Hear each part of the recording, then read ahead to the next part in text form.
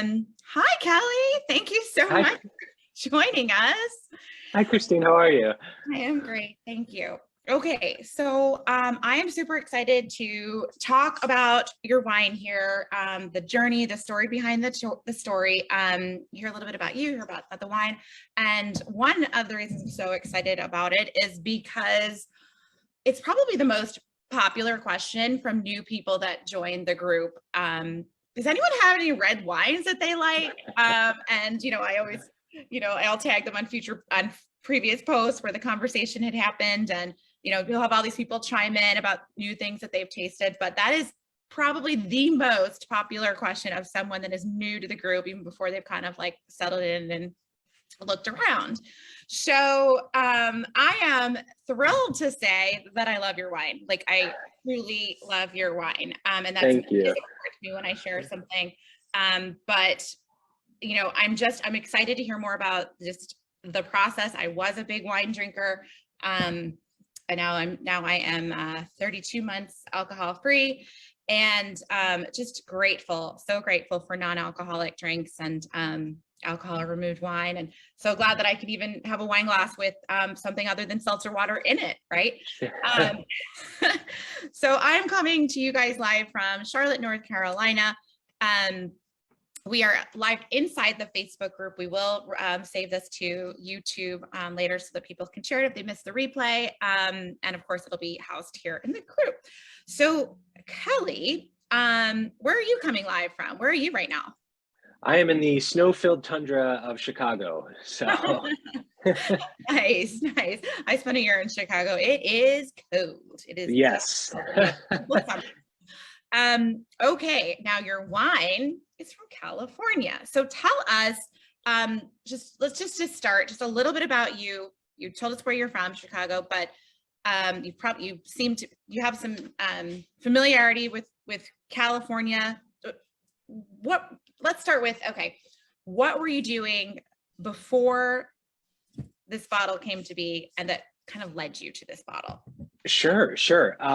So it's like, I think a lot of the folks you talk to in this space, it's a bit of a long journey, but I can actually say that the moment that the world of non-alcoholic drinks opened up to my wife and I, who my wife, she couldn't join us tonight, but we are co-founders on this, on the wine. And the moment that we became aware of non-alcoholic drinks was it was actually January of 2019. We were actually fortunate enough where I, at the time, was running my own event marketing business, and my wife was pre-COVID. She actually had a fully remote job, and so we were taking advantage of the flexibility. I had a period of time where I didn't have any events I needed to be at. I just needed to have access to the internet. So we actually moved to Europe and spent about 6 months living in Europe and working there remotely. And while we were in Spain at the time, we were in Barcelona. In January of 2019, we went to a soccer match or a football match, and get there, get settled, excited. And we did the same thing we do at every sporting event, find our seats, and it's like, well, let's go grab a beer. And we walk into the concourse, and we're walking around, and I find a vendor, and I go up, and then I start to get the beers, and I notice that the only thing they have there is non-alcoholic beer or cerveza sin alcohol. And I end up, in my broken Spanish, kind of asking the vendor, like, did I just find the one non-alcoholic stand or something? Because it's obviously not something I'm used to here in the States, going to sporting events. And as it turns out, that that stadium, and actually it seems like most of the stadiums, depending on the country in Europe, actually don't sell alcoholic beer. I think for a variety of reasons, primarily I think safety of the fans and the staff. And so they sell non-alcoholic beer, and very perplexing at the time, but we still bought them, went back to our seats and sat down, and within minutes we were drinking our beers and watching the match, and like realizing that it was the same experience. Like, it really was the same experience for us, so much so that we got up and got a second round, which I never would have thought would have happened. But that really kind of blew our minds. And then the next time we went to the grocery store, we noticed that there was actually a pretty large selection of non-alcoholic beers and wines available at the time. And it just, like, I had heard of O'Doul's, but that was about it. I never really had any introduction to it in the States. And so we ended up adopting non-alcoholics while we were living in Europe, just because they were readily available, and we just felt better, especially during the weeks, during weekdays and stuff, just kind of something different, feel a little bit better. But then, yeah, we came back to the States and wanted to continue the habit. And this was, a few years ago now, almost 3 years ago. And at the time, as I'm sure, you're aware of too, and why you started this group, like there wasn't many options available. And so we ended up, trying to find what we could, and then finding, groups like yours when they got started really, really helped us and explore. And then we actually, as you know, before we made a product, we actually started as a community as well.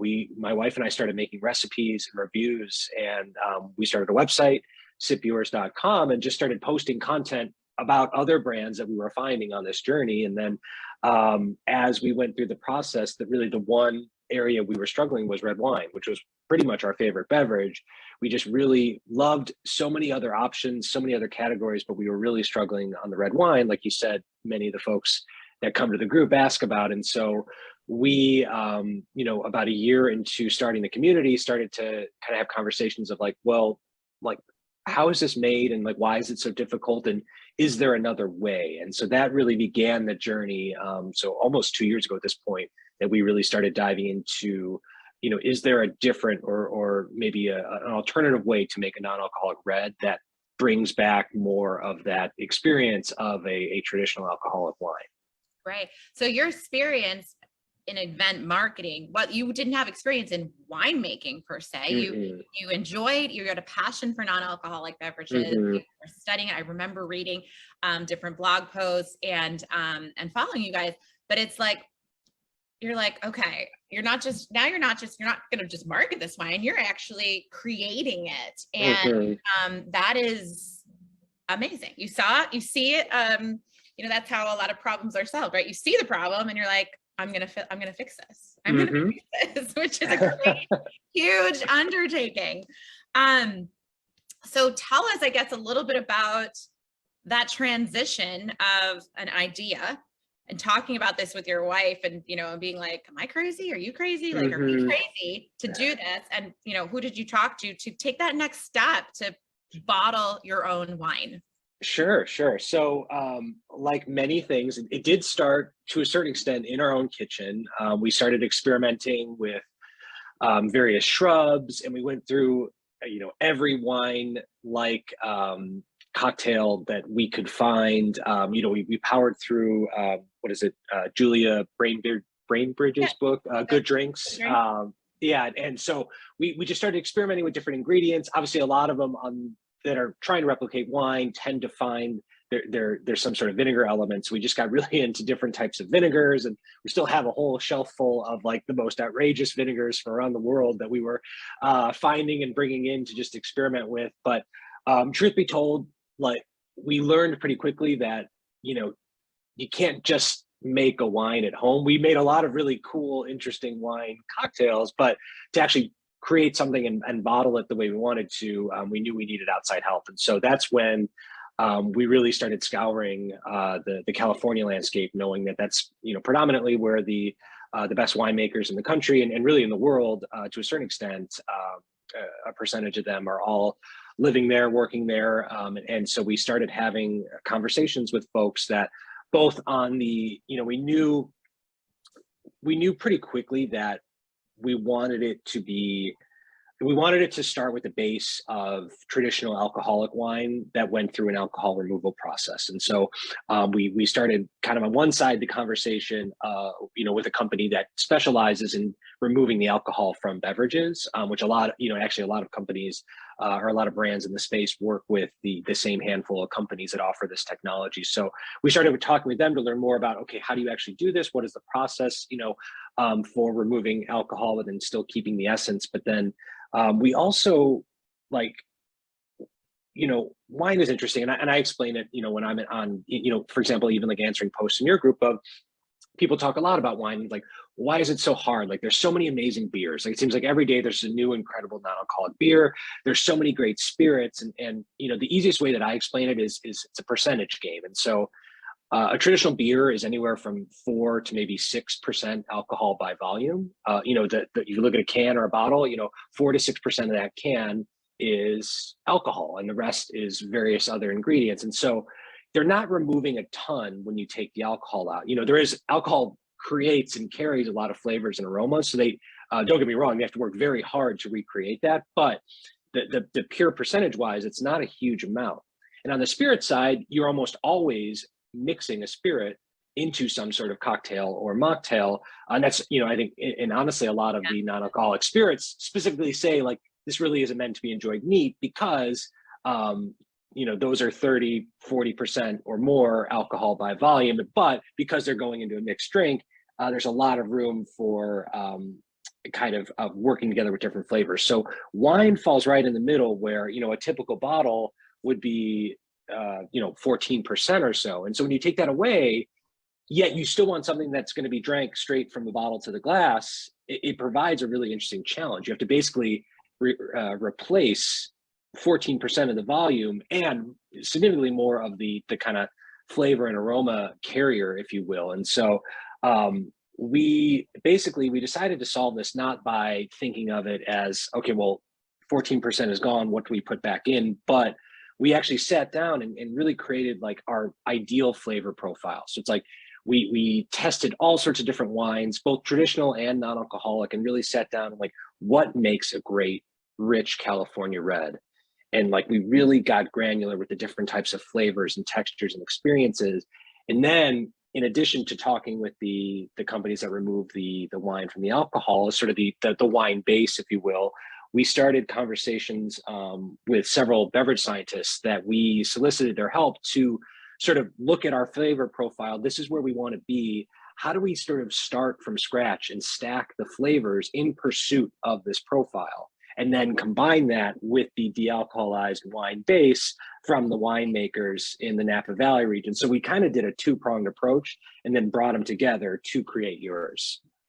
That is fascinating. And you do sound a little bit like a scientist and mathematician. and I love that it is that detailed that, you're like, to solve this problem. Are you able to tell us anything more about the removing of the wine part, or resources even that can help people understand? I mean, it sounds like, so you work with companies that do this, but how are they actually taking the wine out of the wine? Sure. So there's a few different ways. Yeah.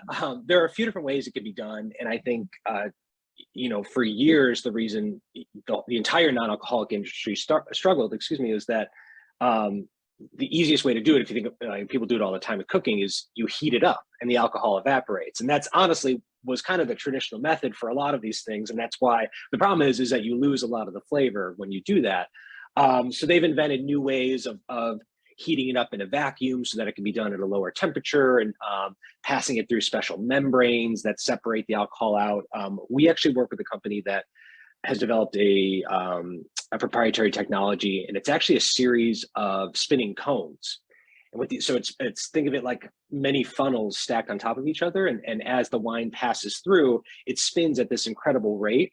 And as it spins, the wine molecules will separate. And specifically, the alcohol and water molecules will separate out from the remainder of the wine. So you keep the whole essence of the grape and the aging and all of that stays intact.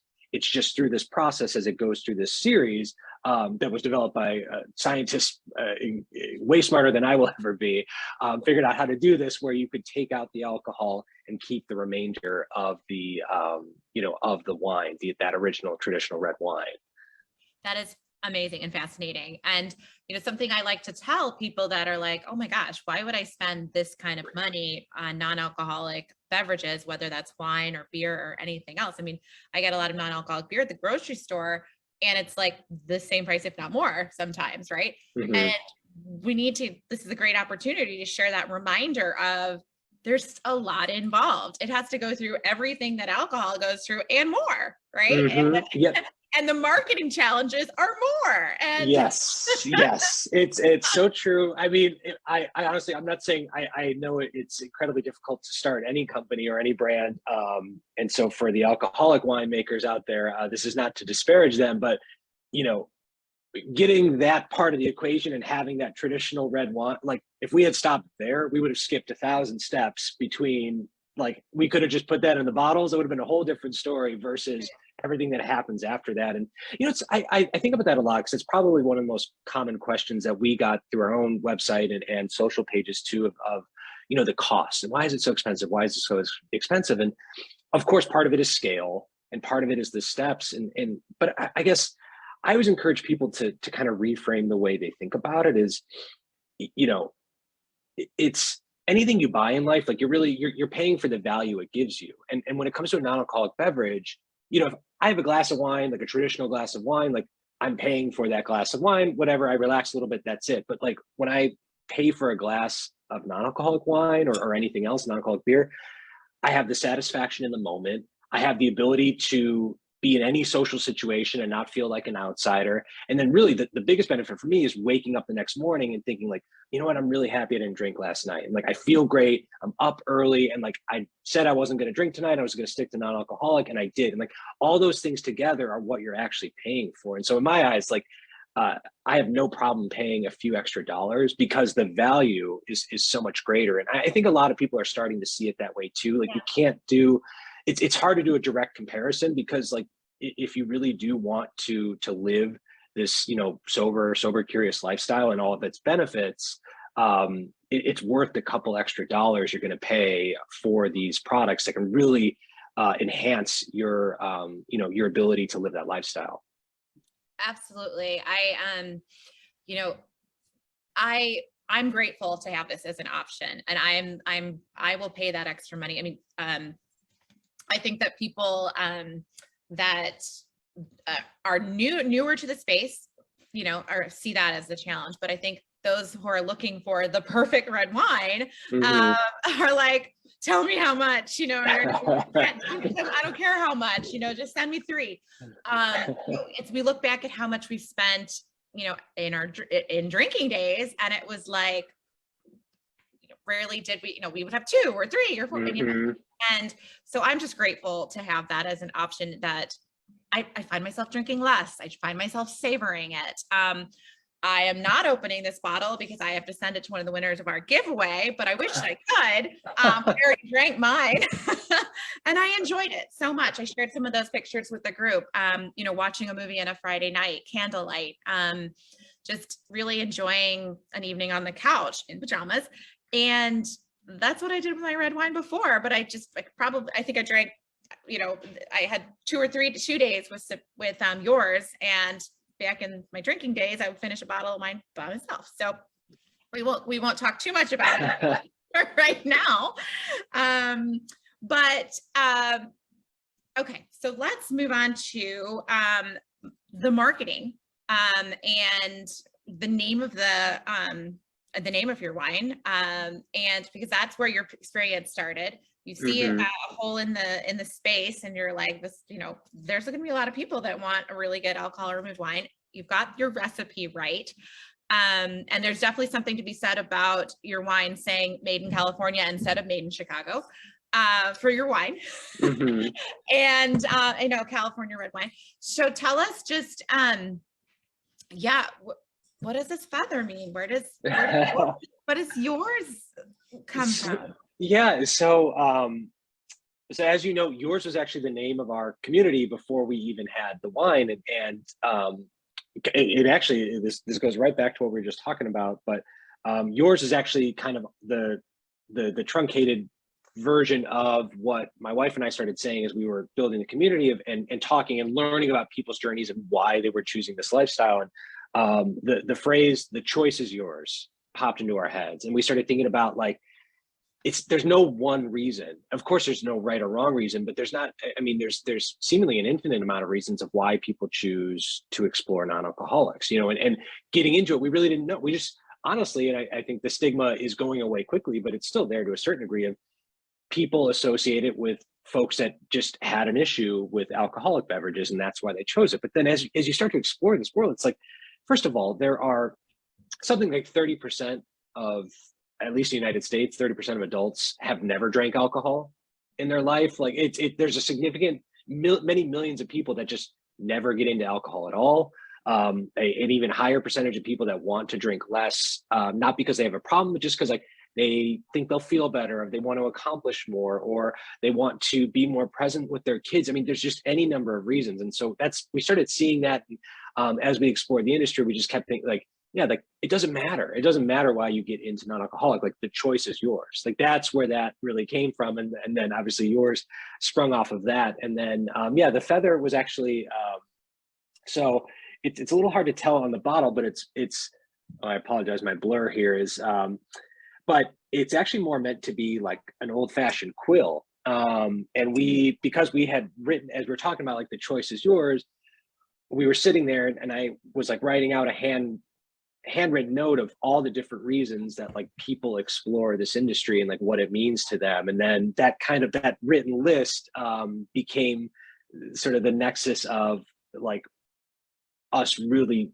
deciding that we just like had to move forward and try and create, specifically for those that miss their red wine, like try and create something for these individuals, because like that writing out that list is just so powerful to see and think of all the different reasons that people get into non-alcoholics. And yeah, so that's where the name and the feather came from. And yeah, so it's like anything else, it's been a labor of love, and you know, building the brand is definitely something that is you know, near and dear to my heart, is with a marketing background. But as far as just to kind of jump on your Chicago point, like I love Chicago, was born and raised here, but we don't, like, Chicago's not known for wine, you know, and so it was important to us, really important to us, to find the right people to partner with to make this a reality. And so for that, like we had to go to California.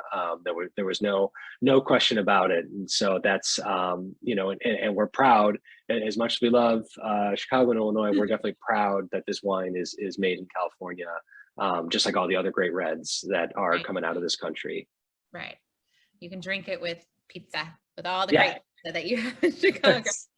Exactly. So there was, I don't want to, sometimes I have to like focus on what before I lose my thought.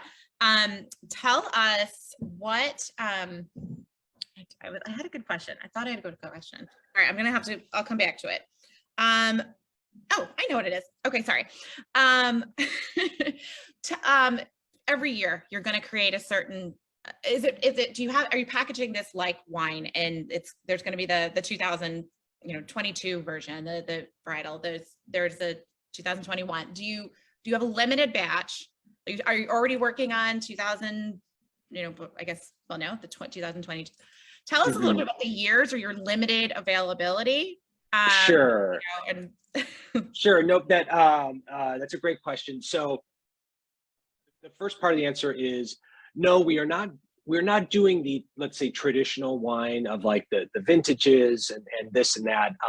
We're, quite honestly, there's a variety of reasons involved, but you know, more than anything, like we're just trying to make our wine, we just want to be approachable too at the end of the day. Like we believe it's a, you know, as far as non-alcoholic reds go, a premium product, but quite honestly, I think in this space, the idea of like having certain years and like storing bottles in your cellar, like, I mean, maybe one day like the industry will grow to that and that would be great, but I don't think that's really what the industry needs right now. It just needs like good quality experiences and flavors. And so, so we don't necessarily have plans for like specific years, but we do create in batches, and that's for a variety of reasons, mostly because we want to make sure that we have kind of fresh supply on hand, and that, you know, it's not sitting in some warehouse for years on end and getting shipped out to customers. And so everything we do is in a, what I would say, fairly limited batch. Of course, that'll change as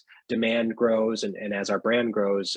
You know, I think the batches will get larger, but we do plan to continue kind of working in, you know, specific timed releases to make sure that we always have, you know, fresh quality wine on hand.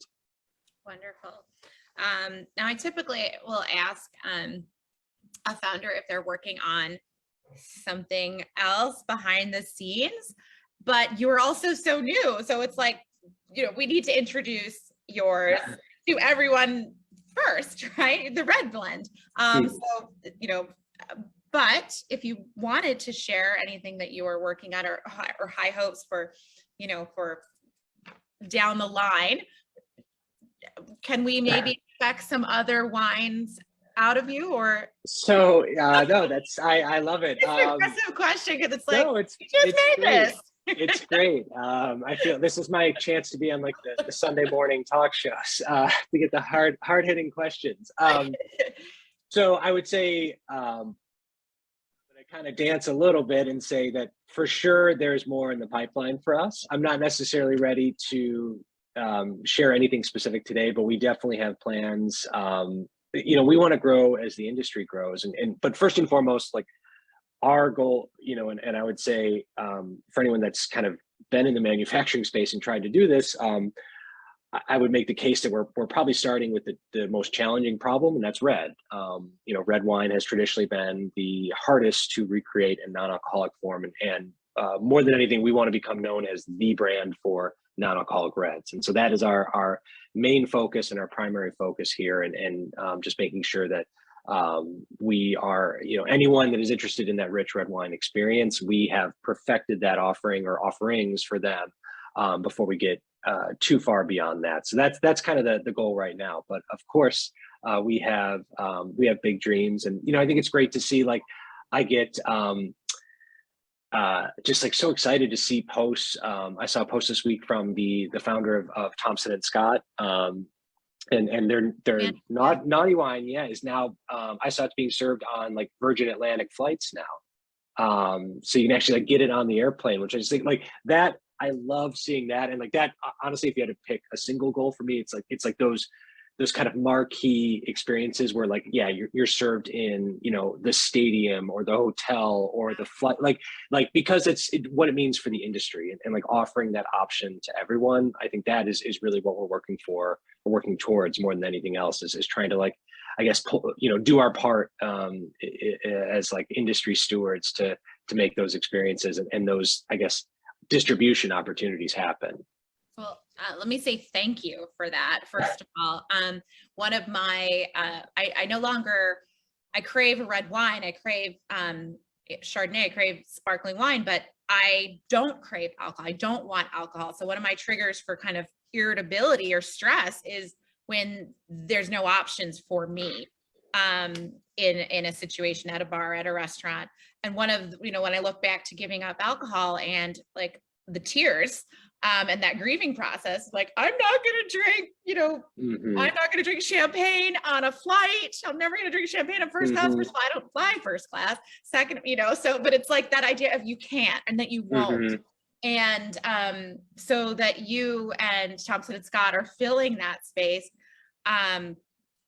over time, looking back at my year of giving up alcohol was 2019. It gives me goosebumps. It really does, to see how far we've come, but that it takes passion and like yours, and despite the challenges, the chugging along. So I cannot wait to see that, to be able to order a bottle of yours at a restaurant, so I know that will come, and I'm just excited right now that even members of the group are curious, they're excited, and that we get to present this to them. Now, while we're on that, you have offered us a promo code, a discount code, which we didn't have yesterday. So anyone who's now watching the video, who's in the group, and you're starting to realize that we're posting more about this awesome wine, we have a discount code now through the end of February, right? Yes. Yep. On the Mox 10. Correct. Yep. On the Mox 10. We're just excited to help everyone keep. I've been seeing so many posts about people trying to keep their dry January streak going, which is great. I think that's how a lot of folks, we've seen kind of get started on a longer term sort of sober, curious lifestyle, is the dry January just kind of keeps going, which is wonderful. You start to see the benefits. And so, yeah, we want to help out with anyone that's now into dry February, or alcohol-free February, whatever we're calling it these I know, days. right? Yeah. Heart month. It's heart month too. So Heart it's a month, time yeah.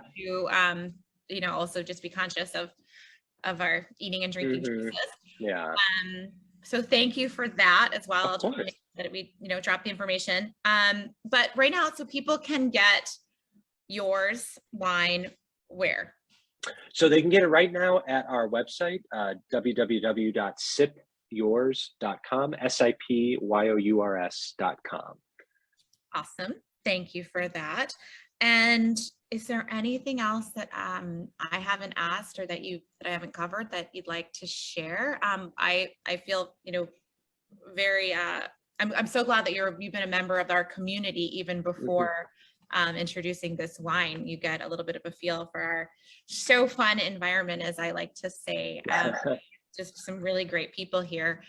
Is there anything else? I will say, that you're going to be available for questions even Yes. on this video because you are a member of our community. So people can Yes, I will absolutely. I'll hop in. Anyone that has questions in the comments, I'm happy to answer. And I would just say, for those that do decide to order, and I think this goes, I hope it goes for every, brand that's featured on your pages, or that's talked about in your group, I should say. I think this industry only works if the folks that are exploring it and celebrating it are honest and give honest, constructive feedback to brands. And so we've worked very hard on this wine, and we love it, and we're excited that people are telling us that they love it too. But there might be some folks out there that it's not for them, and we would love to know why. Please, like give us your honest feedback. Never be afraid to reach out and let us know. And I think that goes for most of the brand owners I talk to. Like, they want that feedback because the industry is in such a such an important place right now. I really do believe that it can kind of skyrocket and become more and more prominent, and you're finding more options in bars and restaurants and airplanes and whatever it may be. But we only get there if we all kind of help each other and really help all of these brands improve their products and bring on that really healthy feedback. So please never be afraid to reach out and let us know. And if there's anything we can do to help you have that red wine experience you miss, like we're absolutely here to listen. Well, thank you for that. Yeah, well, this has been wonderful. I learned a lot. It's amazing that, I look back in time to my wine drinking days, and I, thought that I'd have to get rid of all my wine glasses. I'd never be holding a bottle of red wine again. And so I'm grateful. I'm grateful for the community, for people like you, and for the non-alcoholic beverages of this level. So thank you. Thank you for your time. Yeah, no, thank you so much for having me. It's been a real pleasure. Yeah. So, all right. See you online. See you in the group. Take care, everyone. Bye. Bye, Kelly. Bye.